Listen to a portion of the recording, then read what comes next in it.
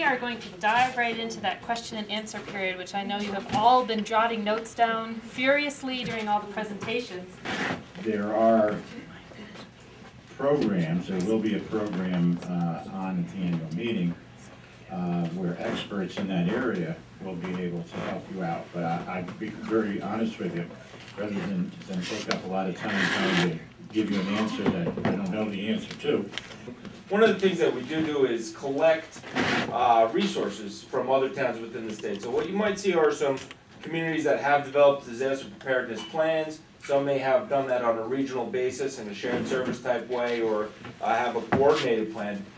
If we have those documents, we would absolutely share them with our members and help them put together disaster preparedness plans. And if we don't have them, we could certainly work with them to help them navigate some of what they would need to consider pursuant to law in preparing these for them. So although we don't have any the same expertise that FEMA may have, we do have some of the staff and some of the resources available to assist the local officials in putting those together.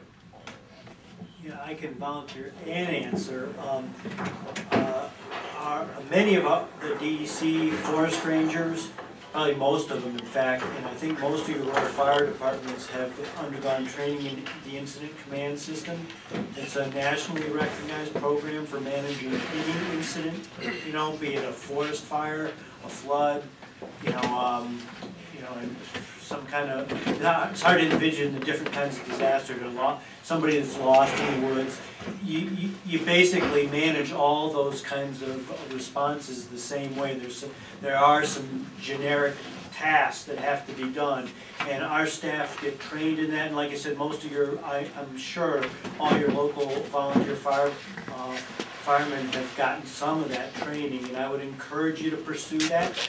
There are different levels, and I think the first couple levels you can do online, and it'll give you a good introduction to the program, and I think it would be really helpful for any municipal leader to understand that process, because it'll help you to plug into different resources to help you manage a disaster.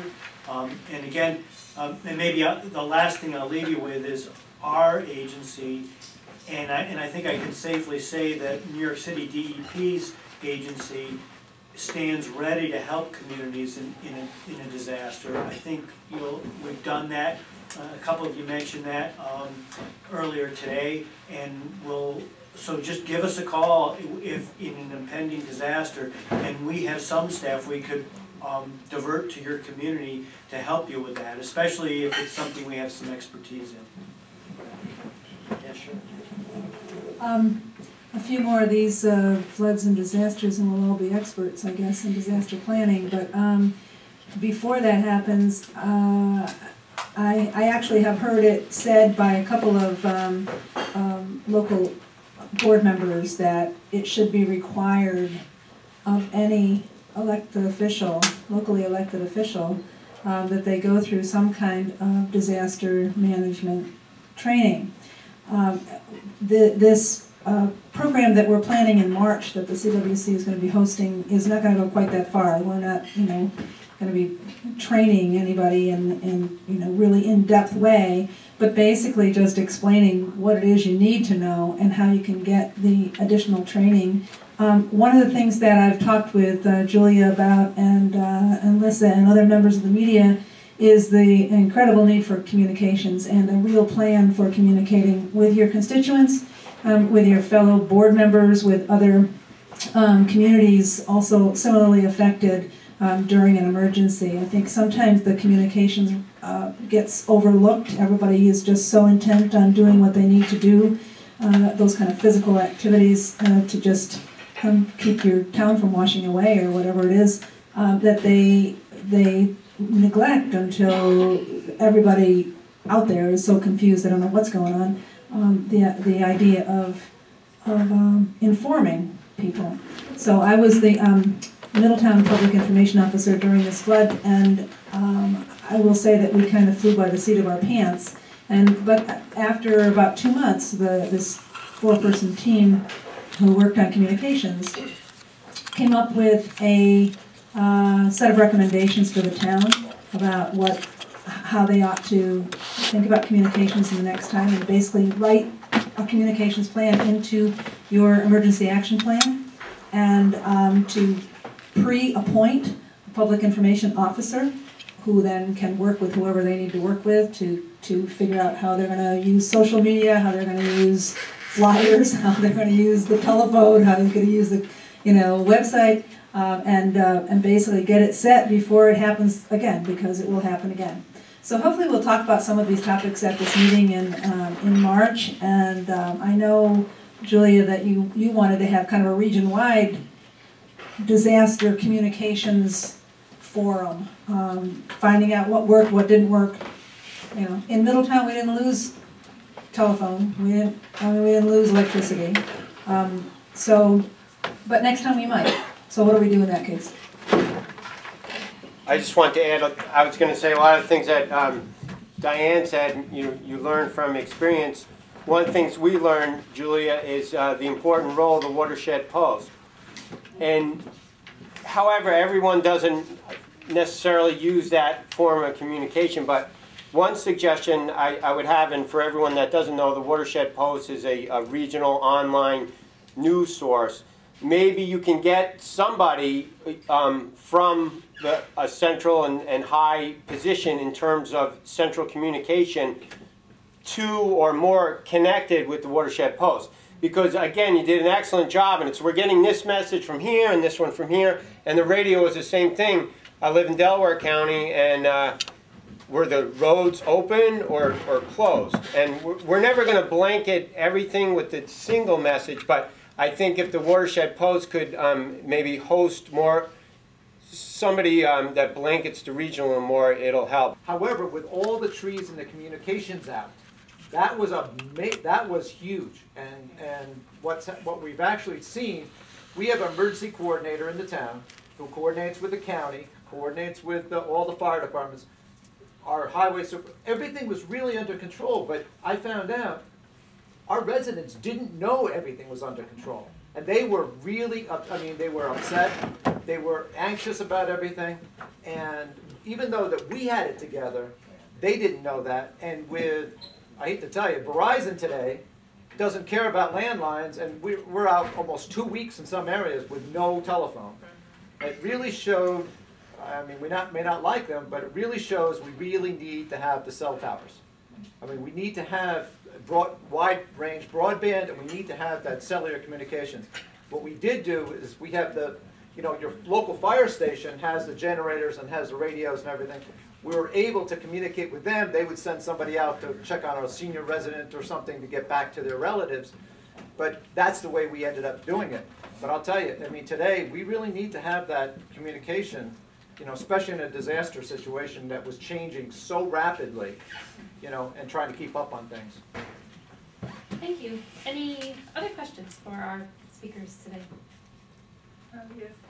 I have a question. I'm a little bit concerned about actually both the Adirondack part and the Catskill part, where the state only owns a proportion of the current environmental impact statement says that gas drilling can happen on privately owned land within the parks, and the potential impact of having rigs, trucks, and pipelines all over the parks, and how that's going to, what that's going to do to tourism, which is a big industry in the state, and whether any of you are actually addressing that. Wait, let's go first. I guess as the representative of the lead agency, permitting agency, I guess I'll start by, yeah, we are addressing that, and that's through the development of an environmental impact statement that's going to deal with all those issues. And any of the that haven't been plugged into that, it's a rather lengthy document. We're in the middle of public hearings, public comment period on whether we've addressed those impacts adequately or not. And I would urge anyone that hasn't to go to the department's website and look at the documents. The two key documents are the supplemental draft environmental impact statement and the proposed regulations we have out now. And those are the two documents we're taking public comments on. And I think your concerns are well founded.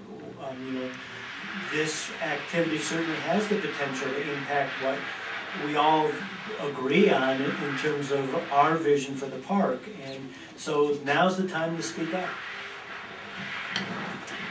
And I would like to just address it from the local standpoint, because as Jeff mentioned in his presentation, association towns we're big home rule advocates.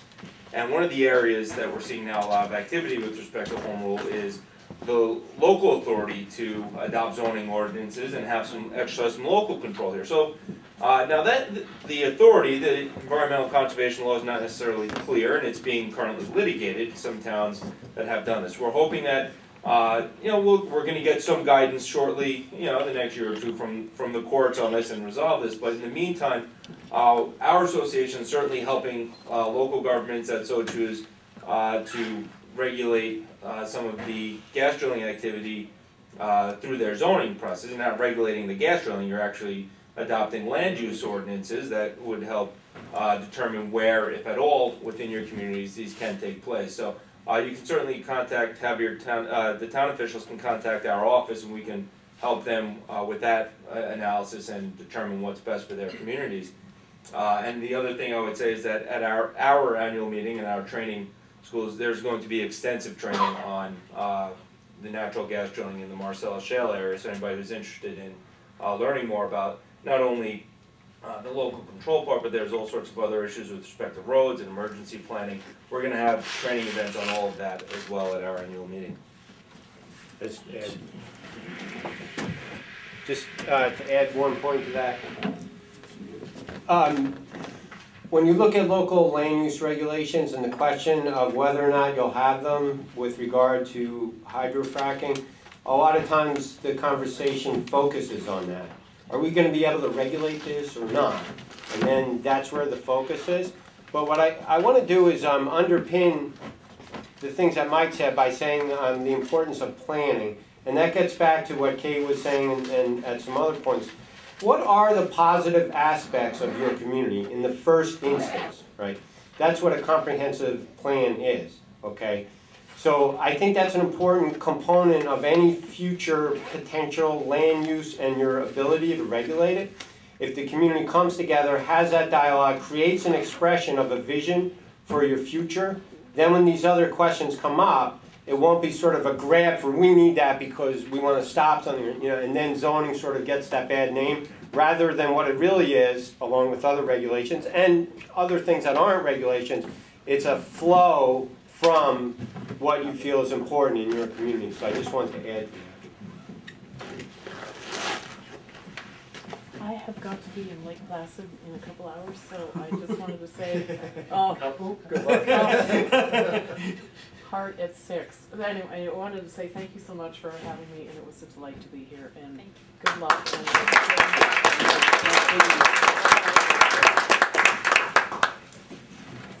Who would like to have the next question?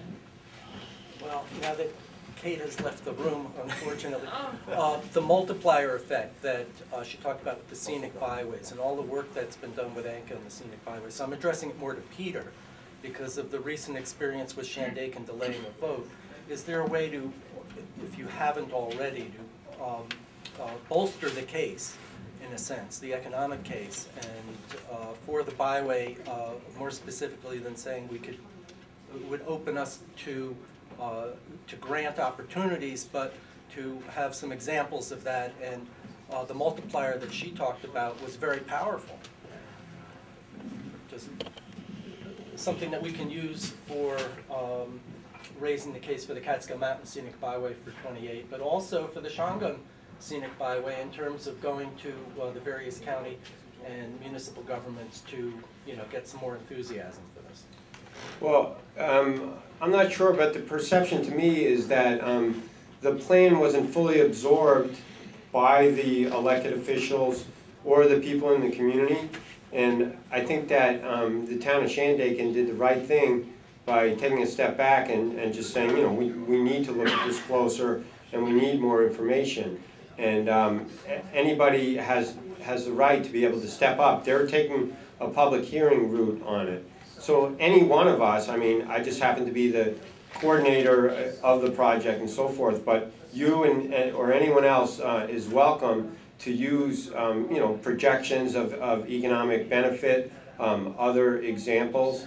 But I think it's got to come from within, and as good of a job as we can do to support that, I think that the people on the board and the people in the town need to digest it in full and feel that for themselves and what that means, and then express to the decision makers how it can benefit the area.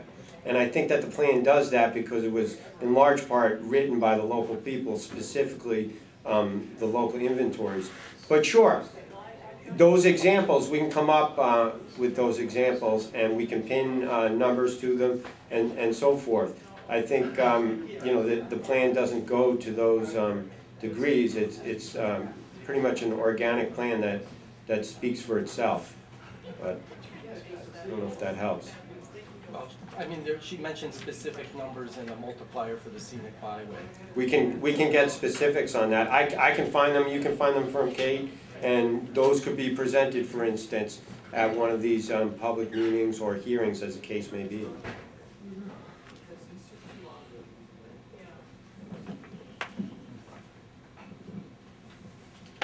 Any other questions?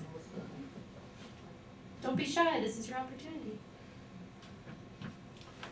Okay, so what are we doing with those signs? The kiosk ahead sign and the hiking trail signs and everything. What's the latest with that, Bill? Yeah, well, yeah, I can update everyone. We're taking advantage of an opportunity right now with the Department of Transportation, who has openly stated their willingness to help us to direct the public to public recreational opportunities within the Catskill Park. In the past, they've been resistant to that because our recreational opportunities have not been on the primary highways. They've changed their view on that, and they're allowing us to direct people to opportunities that are on secondary highways. And we've developed a pilot program for the Route 28, Route 30 corridor, which goes through the heart of the park. As Peter mentioned in his talk, their engineers have mocked up each and every one of those opportunities in terms of signage, and so the next step is for them to actually go into production and get those signs up, and I look forward to them doing that and having them up this spring. At this point, they haven't suggested to us that there are any obstacles to keep moving forward. And once we get that corridor done, in fact, we're already working on the other primary highway corridors in the park. And I guess the last thing to leave everyone here with is, once that signage goes up on the primary highways, directing people to those opportunities, we'll be following up with signage on secondary road systems with the county and town highway departments. And they've expressed a willingness in general to do that with us. And so, but we would welcome the local community support to do that. And the design of the signs, will it get away from the little wood things and be more in tune? Yes, these are not going to be DEC rustic wooden signs. These are going to be DOT signage, and again, their engineers designed them using the Federal Highway Administration standards for signage. So they'll be very visible, and I think that's a good criticism, that ours were done in a different era when people probably took horse and buggies up to the Catskills and could take the time to read those rustic signage. So. They're the same ones too, right? Yeah, right, they probably are. Who do you work with at the DOT? That's a great question, actually, and it really is, and you'll laugh at the answer. The point person for me has been the regional director out of the Utica office, Mike Shama. And you might say, why would I be working with the Utica region office, which has no lands in the Catskills? The reason is Mike Shama was a more proactive regional director and took this issue on in the Adirondacks. And DOT recognized his talents at doing that, at uniting people in the Adirondacks, and because it was a similar program, he took it on down here as well.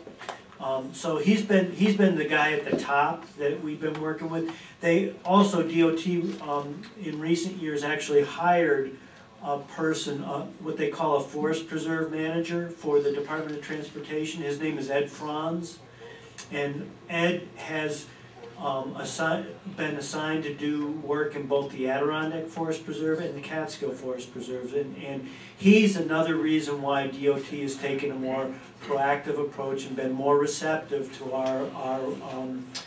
our efforts to get them to acknowledge the resources within the park on their signage.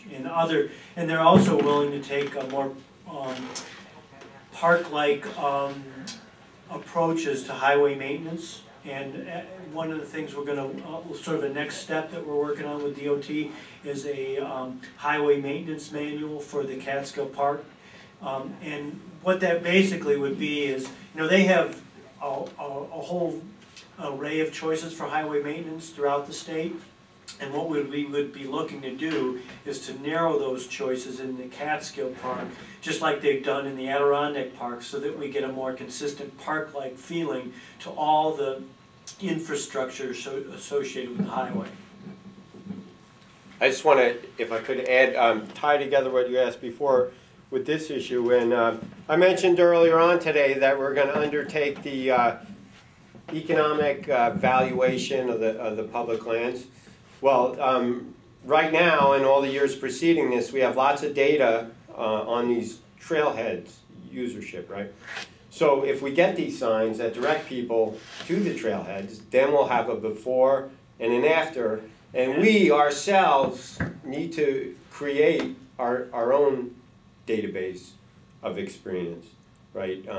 It's not going to be in time for a scenic byway vote or something like that. But this will be an opportunity to do that. And then we can demonstrate, that yes, this does make a difference. So, and just doing the economic valuation study in and of itself is going to be sort of a bottom statement for that. This is what we found now. And then we'll begin to look, well, where can we do better, and so forth. So I think that's one connection, but it'll take some time to do that. And I also want to add that, as Bill mentioned, but this is very, very important, is that the state is going to eventually roll out this pilot sign project across a long way of the Catskill Park as the plan, right? So 28 to Dunraven to 30 out to Shinapple. And then you've covered a really good corridor. And Ulster County 28 is already going along strong. However, at the intersections with the signs like the ones that I showed you, not every intersection and every opportunity is going to be captured in this state-funded, implemented sign system. It is up to absolutely the counties and the towns to send people to the other resources that, as Kate put it, and I often do, belong to the people of the state of New York. So the state's only going to do so much, and we can't always just kind of sit back and say, well, what about these other trailheads? That'll be up to the town of Middletown, the town of Shandaken, the county of Delaware, and so forth. So that's a message that people need to know. Well, this fellow here from the town of Lloyd, was it? Yeah, we were talking about the scenic, the walkway over the Hudson. And while we were talking about that, I was thinking about the Ashokan Dam Promenade. And so what is the plan for a sign at Reservoir Road on Route 28? I mean, is that going to remain kind of a local secret? Innocuous. It's that's not a state resource. Right, that's DEP. Per se. What I would say to that is, actually, Tom Story, the regional engineer for Ulster County DOT, and I met with Ira Stern of New York City DEP, and got agreement from him that they would work towards implementing a similar system on the highways they manage. I don't know if any of you are aware of it, but New York City DEP does manage some highways, including 28A, that would normally be a state highway. So they have agreed to do that, and the good thing about where we're at with DOT is all their design work for these signs will be given to whatever municipality wants to carry through on this signage program on their roads, so they won't have to reinvent the wheel. They'll have an array of choices. For instance, if it's a hiking trail, they'll choose the hiking symbol, they'll combine it with an arrow and maybe a distance to that facility. And also, so all they'll have to do is put it together, and then the sign manufacturer, Corecraft, will be all ready to receive and construct that signage. Just to interrupt, I saw a different hand go up. Did someone have another question in the back, a new voice? Yes? Yes, I was just wondering for Mr. Haber, have you been approached by any towns in terms of lobbying at the state level for changes in regions? For example, we do have a prevailing wage issue in Middletown that, because we're in the same economic sector as, say, Newburgh and the Hudson Valley, and how do we, we as a town with our part-time political government, actually join together in that kind of lobbying effort? And is that something that you would be part of, or have you been approached on this issue by other towns? That's something that I'd love you to address. Yes, that's one of the great, wonderful things about the way we operate in New York State. The prevailing wage law itself requires that you use the prevailing wage at the local union hall, which the example we've always used, and I presume it's still true, is that in certain areas of Delaware County, the local union hall is in New Jersey. And the rate is, perhaps twice to 3 times what you could get the job done for in that section of the state. We've had that as a continuing resolution. I would say, I was a town supervisor 30 years ago, and I think that the prevailing wage has been a battle that we've been waging as long as prevailing wage has been around, probably. It costs the taxpayers a lot of money. It's one of those mandates that is on the list that should be revised and reformed if anybody's really serious about mandate relief. Unfortunately, the members that have to consider it are more sympathetic to the union than they are to local government, I guess, or you could say to local residents. It always has baffled me why a private businessman can go out and hire whomever he wishes to do a project, to do his own project, and pay whatever the bid is and for the person, yet the municipality, which is comprised of taxpayers, and we're also concerned about property taxes, has to pay more money than a private businessman would have to do just to build a project. I mean, the same thing applies to the Wicks law and a lot of these other laws that were written over the years to favor the unions. I have nothing against unions, but I just think that you should be able to put a project out to bid, and whoever bids on it, presuming they're a competent bidder, that should be who you get. If you can get your road paved by the local asphalt company, and they're a non-union company or whatever, and they can pave, it winds up that you can pave your road for, let's say $20,000 a mile, but you have to pay them prevailing wage, and it costs you $30,000 a mile. Who's the winner here? I mean, if you're going to tell us that we can't raise your taxes more, or we can't raise property taxes more than 2%, let's give us a break on the other end, and let us go out and get our projects done for as little as we can get them done. So to answer your question, yes, it's something that we have on our list every year. It gets about the same place every year, and quite honestly, and I'll tell you about lobbying. Quite honestly, the representative, I won't even talk about here, let's say the representative from the western part of the state. We go in to see them, they're nice and they're courteous, and they understand the position, blah, blah, blah. The person that swings the weight with them is the person from their district.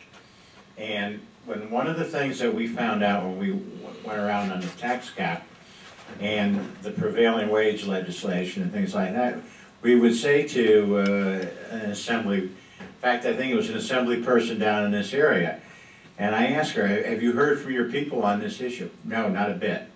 So if the local official doesn't put pressure on the local representative, they're not going to listen to me unless they got pressure from you. It's a potential issue in the sense that you know it comes up and up, so it's about communicating on a local level. It's communicating. You are not singling out you. The local official has got Really to. local official yet, so that's okay. The local official has got to say to their local assemblyman or local senator, look, this is an important issue. And then you have to go perhaps a step further and at a town board meeting or someplace along the line, raise the issue with the people. I mean, I did that as a planning board representative when they were talking about regionalism and regional planning boards. And I said to them, look, you come here every, twice a month at 7 o'clock on a Monday night, and whatever we've got here you don't like, and you yell at me and you yell at the rest of the planning board, you don't want this project, you don't want this, you don't want that. But you're here doing that. Now, if you have regional planning, you're going to meet someplace 30 miles from here at 2:30 in the afternoon, and you're not going to go. And that's the effect of local government. That's the benefit of local government and town government and everything else. So the same thing applies on the other end, on the lobbying end. Those people have got to know how important you feel about it and how important your constituency feels about it. And the tendency, I think, I remember when I was back as a town councilman and before I was a supervisor, probably even when I was a supervisor, you go to the local fundraiser, you go to this, you're pleased that the senator recognizes you or the assemblyman and shakes your hand, and you're not going to confront him. And so consequently, he doesn't feel the least bit, obligated to support the position. But if you say to him, hey, Bill, I have voted for you the last 4 times you ran, and I have, my people in my town have supported, you've carried the town to such and such by a 2-to-1 margin, and my people are upset about this. This is important to them. It's costing them money. If every legislator in the state had that message delivered to them, then they go back to the leadership. They talk about the leadership and 3 guys in a room and all this kind of thing you've heard about. But those leaders are responsive when their membership says to them, I've got a real problem at home with these people. So that's the most effective way to affect any change at all in these big issues that they don't want to vote on and would just as soon not talk about. Just to that point, DiNapoli, we had the conference on the 2% down at New Paltz College, and DiNapoli was down there. He said the same thing. He said the reason why the tax cap came in the way it is right now is that now you can start, it's going to push some pain out there, so now you go back up and get some of this mandate relief. He said we couldn't get mandate relief without the property tax cap. Right. So you've got, he said, get together and start hammering them. I mean, it'd be great. We'd get the Wicks Law and the Triborough Amendment. And Ulster County is the only county that makes our towns pay for the welfare. I mean, the rest of the state doesn't care because we're the only, and that's not capped. That's not, we have no control over, over that expense, health insurance, the pension, any of those things, right. And also elections. The elections fee. All of a sudden, that's doubled. And I'm going like, where am I going to come up with another $25,000? That was a real good example of how consolidation saves you money, isn't it? Yeah, right. Yeah, right. I mean, especially down in here, where the counties took over the election and then they charged it back and it cost you twice as much money or more than it did before to do it. Yeah, I mean, it's the issue really is, that we have to become, and we as local government officials, we have to become more verbal about our needs, because, you know, I have told local officials that I've talked to about the tax cap. It's not your fault taxes are going up. You know, if they just left it to what towns had to do, their taxes would never be a problem. First of all, taxes are not a town problem, right? 70% of it's school, all right, and maybe 12 to 15% of it is a town problem. You know, that's our portion of it. If they left, you know, we're not the problem here, and so I think, you know, and I told other town officials, if you've got a budget and your budget, you have needs in your budget, and you're going to exceed 2% to meet the needs. I mean, do your people want to give up a park because somebody in Albany has decided you shouldn't raise your taxes more than 2%?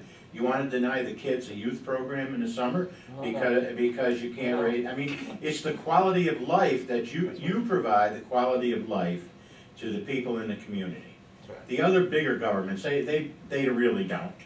But you provide, so are you going to deny that? Do the people want to be denied the quality of life of things that they've come to enjoy, the senior citizen program, a youth program, a town park, whatever it is, because somebody someplace said you shouldn't raise the property taxes more than 2%, when they were basically nothing to begin with, in comparison. So, raise them, you know, and the people, I guess it's all how you, it's all, well, I would do it. He hasn't been elected in a while. Well, let me tell you about being, the first year I was a town supervisor. We don't want to hear the good. Yeah. First year I was a town supervisor, I had to raise the taxes in my town by 75%. And I had 250 people at the budget hearing. We had to move from the town hall to the school. But you know what? Before I got there, I was prepared. And the benefit of that was, the people didn't like it anymore when they left. But the one thing was, they knew I understood every aspect of my budget. And that's the key to it. I mean, if you can look them straight in the eye and say, look, this is the way it is.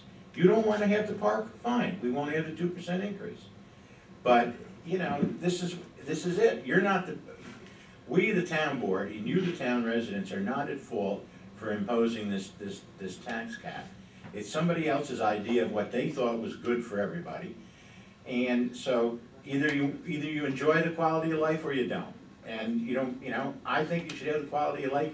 And you know, quite honestly, none of us were ever on our way to the White House as town supervisors, you know? So it's not really, there's a matter of ego when you get beat in an election, but it really isn't the worst thing that's ever going to happen to you in your life, you know? And well, the worst thing is getting elected. you do what you think is right. I had a guy, when I first became supervisor, and the guy said to me, he was an old Dutchman in town, he spoke with an accent, and he says, the only promise I want you to make is that every decision you make, you will make for the good of the town. And it's something that I honestly try to live with. It's something I try to do with the association. I'm not right on everything I do. A lot of people that disagree with me, but my gut decision is based on what I feel is right for whoever it is I represent. And that's all that any of you should be doing. And I'm not lecturing you how you should be an officer, but I mean, to me, that's what it's all about. And if you're not supervisor 2 years from now, worst things could have happened to you. Thank you very much. Yes. I'm curious if the association has any thoughts on the governor's regional economic development councils. Well, I think what we would do in terms of the regional, in offering an opinion, is the fact that we represent the entire state. And obviously, some people have fared better in the economic development councils than other people. So if I were to hear and to say something about this that pleased you and irritated somebody else across, you know, I mean, I don't really think that that's our place to insert ourselves in how those councils were set up. You know, I'm in one myself, and I have my complaints about it. But I think the thing of it is, it was a proactive move to try to help the economy of New York State, whether it was fair to everyone, whether it's going to benefit everyone, the jury's out on that. But at least it was a step. He recognizes the fact that we've got a real economic problem in New York State, and that was his way to address the problem. And I think, from my perspective, it's a little too early to see how it's working out, but you know, you give it a try, and if it doesn't work, then you make adjustments. But we don't have an official position on it. Anything you want to add on that, Mike? No, I think you got it covered. Right. Good man. Too late. Is there a last question from the audience today? No one wants the honor of asking the last question? I mean, There we go. it's also for the Association of Towns. Middletown is going through a big transition. We're considering doing a land use and zoning law along the lines of an industry that we'd like to control, which shall not be named. And we have a pro bono person who works in environmental defense law. But would you recommend, I mean, it seems to me silly not to take advantage of your office also reviewing a law of that kind? Is that something you would do, or would you say we don't touch it because we didn't write it? No, we would certainly take a look at any local laws that are developed within the town and offer our comment. We prefer that they come from the attorneys who drafted them. Because one of the things that we really don't like to do with our attorneys is second guess the work of other attorneys, who the town may have a closer relationship with. Attorneys are thin skinned. We found that it's never really helpful to get two different opinions from two different attorneys. So we would certainly work with the other attorneys who've done that and offer our comments on it. We also would provide any samples that we have collected elsewhere on that.